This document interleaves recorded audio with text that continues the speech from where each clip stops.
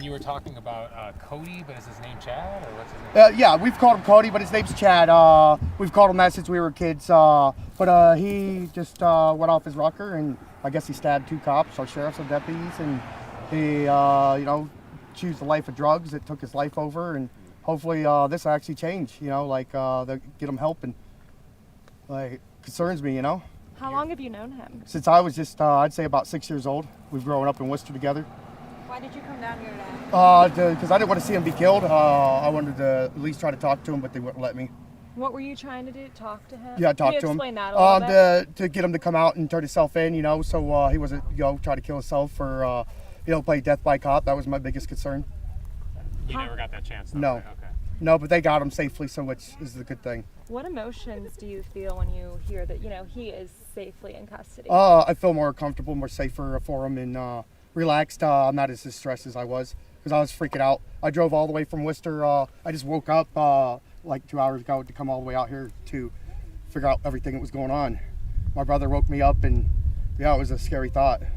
What are your thoughts about what he allegedly did, stabbing the sheriff and the possible sergeant? That's pretty messed up, but drugs will, just destroy your life. I've watched all my friends, growing up around here in Worcester, it's drug central, all of my friends have died or fallen apart from drugs, they have nothing better else to do to pass the time, so they do drugs, and then you watch them fall apart. But do you have any sympathy for the officers in this Yes, situation? I do. I feel for them, I don't wish upon anybody to be stabbed. It sucks.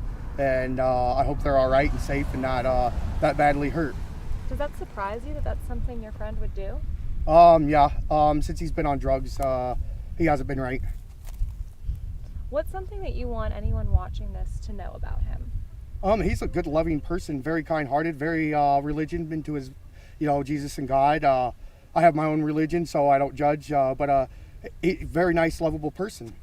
And how would you, if you were talking to someone on the phone later describing the scene here, what words come to mind?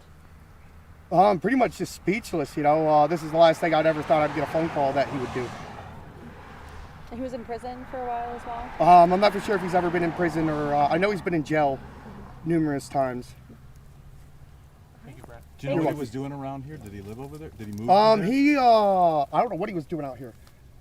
Really, to be honest, I have no idea. How did you know to come here? It was on the scanner.